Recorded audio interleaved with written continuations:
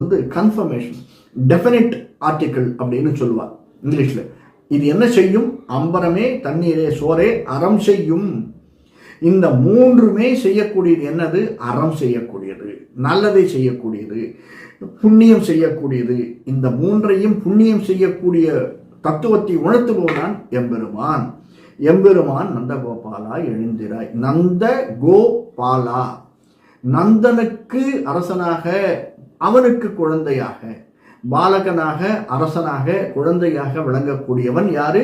பகவான் எம்பெருமான். நந்த கோபாலா எழுந்திராய்.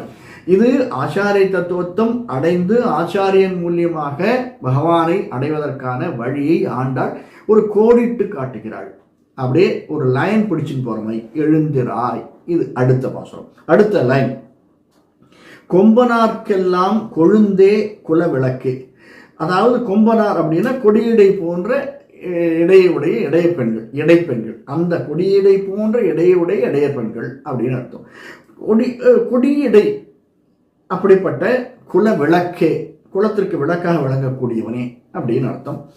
எம்பெருமாட்டி யசோதாய். முதல்ல நாம பார்த்தோம் யசோதாய் அப்படிங்கிறத தத்துவார்த்தத்தில் எது சொல்றா? திருமந்திரத்தை சொல்லுகிறாள். ஒவ்வொரு ஸ்டெப்பா சொல்றா. மாதா, பிதா, குரு, தெய்வம் இல்லையா? இந்த தெய்வத்தை நாம் அடைவதற்கு நமக்கு வழிகாட்டியா இருப்பவன் ஆச்சாரியன், குரு.